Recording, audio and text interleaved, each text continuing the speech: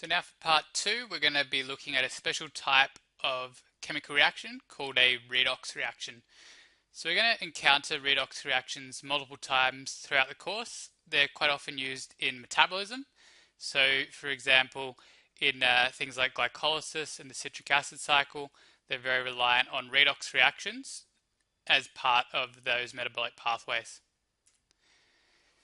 So a redox reaction has a characteristic of two different processes occurring simultaneously, and these are what we call oxidation and reduction. So oxidation is essentially the loss of electrons or hydrogen atoms.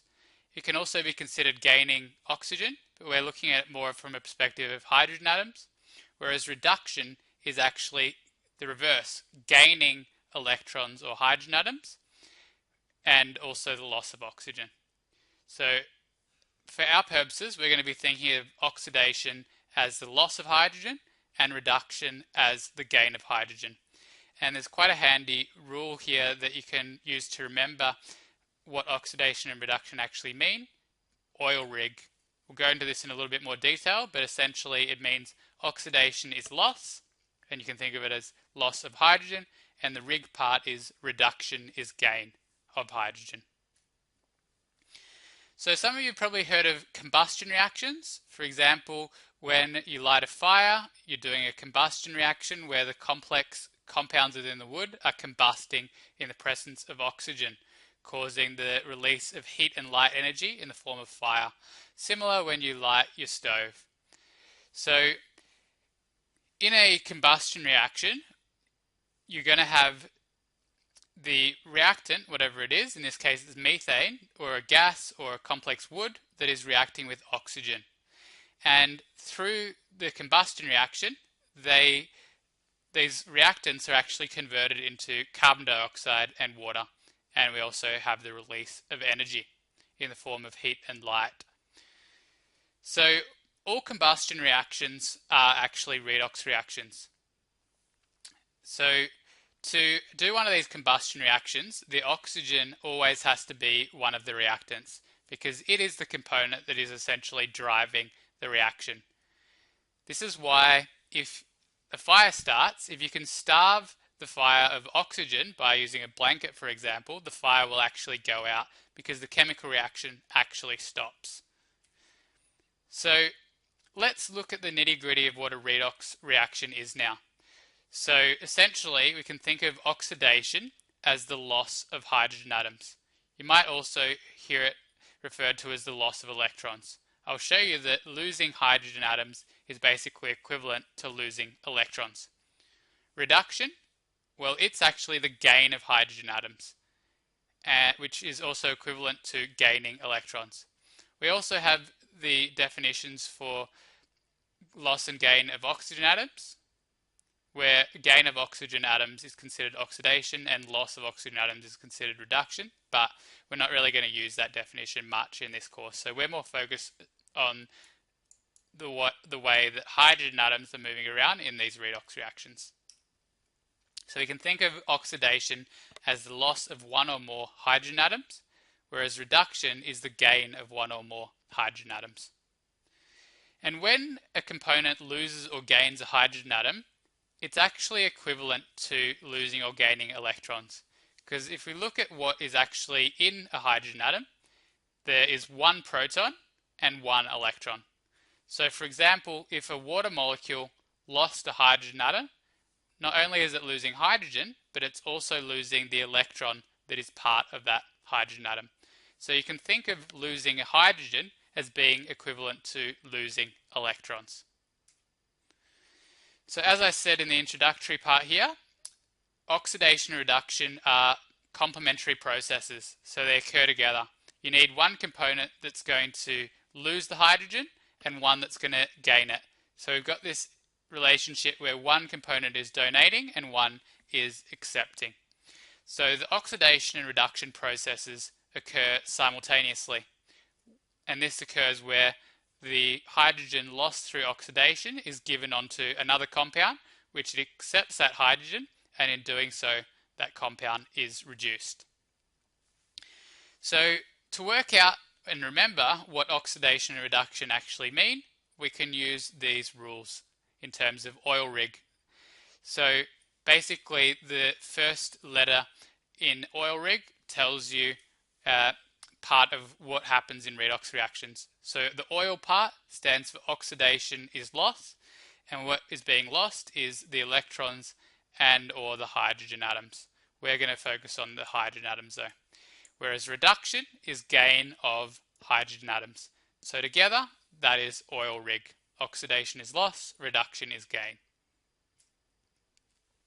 Okay, so in a chemical reaction, we need to be able to work out which component is being oxidized and which is reduced when the chemical reaction, like this one, is a redox reaction. So this is actually the combustion of methane.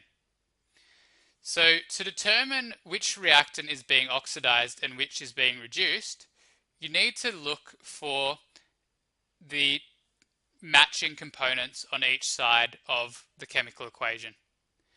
So basically you're looking for the atoms that aren't hydrogen, because the hydrogens are going to be the ones that are moving. So for example, this carbon matches to the carbon on the right hand side here. So that would form one pair, whereas the other pair would be between this oxygen and this oxygen. Even though there's an oxygen as a part of the carbon dioxide, because the carbon is attached to that oxygen, we consider it being a pair with this CH4. So essentially, once you've identified the pairs, you're basically showing how one component is changing during the chemical reaction. So what is happening to this carbon containing molecule here, CH4, for it to become part of the CO2 product here? So essentially, once you've got your pair, you just need to work out, has the component on the left-hand side, the reactant side, lost or gained hydrogen to become the product that we see on the right-hand side here? So the CH4 on the left-hand side is turned into CO2. So has the carbon atom lost or gained hydrogen atoms through the process of the chemical reaction where CO2 is created? Well, because it no longer has hydrogens attached, we can say that the CH4 has lost hydrogen. And we know that losing hydrogen is equivalent to oxidation. So we can say that CH4 has been oxidized in the redox reaction. So we know that oxidation and reduction occur at the same time. So that must mean that the other reactant, oxygen in this case, is the one that's been reduced. So let's look at oxygen's pair. So oxygen on the left-hand side here has no hydrogens attached. But if we look at the oxygen on the product side here, that's a part of H2O, it now has hydrogens attached. So what happened to the oxygen in the course of the chemical reaction? Did it lose or gain hydrogen? It has actually gained hydrogen atoms. And we call gain of hydrogen atoms reduction. So we can say the oxygen has been reduced. So one of the reactants in your reaction will always be the component that's being oxidized, and one will be the one that is being reduced. So your job when you see an equation like this is basically to work out which one's which. And you can do that by firstly identifying the pairs. So what is the reactant that matches the product? So you can find those two pairs, and then from there you're working out how the reactant turns into the product. Does it do that by losing hydrogen? If so, it's being oxidized. If it turns from reactant to product by gaining hydrogen, then we know it's being reduced. There's a little shortcut that you can use as well, because if, for example, I'd worked out that CH4 turned into CO2 by losing hydrogen, and therefore it was being oxidized, then you know the other component of the reaction has to be the one that's being reduced, because one component is always oxidized and one is reduced. So there's a little shortcut there as well. So I did say these redox reactions are important to biological reactions such as metabolism. So the example here we have is a reaction between the FAD coenzyme, which is involved in many metabolic reactions, and it's reacting with a biological molecule that has two hydrogens attached here. So just like the redox reaction we saw on the previous slide, we're going to have the one component losing hydrogen and one gaining hydrogen. And that is going to allow us to determine which of these components at the start we have, which are the reactants, is being oxidized and which is being reduced. So the pairs are pretty obvious here. We've got the biological molecule on the left-hand side and the biological molecule on the right-hand side. That's one pair. And the other pair is FAD on one side, and then it turns into something called FADH2 on the other side. So essentially we need to work out how this biological molecule becomes the biological molecule without hydrogen and how FAD becomes the hydrogen-rich compound that we see on the product side. So let's focus on the biological molecule first. At the beginning, the biological molecule has these two hydrogens attached, but on the product side, those two hydrogens are no longer there. So does that correspond to losing or gaining hydrogen through the course of the chemical reaction? Well, the biological molecule has lost hydrogen, and we call that oxidation. What about the FAD? Well, you can see by these arrows that the hydrogens that have been lost from the biological molecule are actually moved onto the FAD. So to turn the FAD reactant into the FADH2 product, the coenzyme has actually accepted two hydrogens from the biological molecule. And we know that gaining hydrogen is equivalent to being reduced. So for this reaction, we can say that the biological molecule is being oxidized and the coenzyme is being reduced. So, as I said earlier, these redox reactions are vital to many metabolic pathways which are needed to create cellular energy in the body to keep us alive. Things like glycolysis, the citric acid cycle, and also the electron transport chain, which we'll learn about later on in the course in the metabolism section.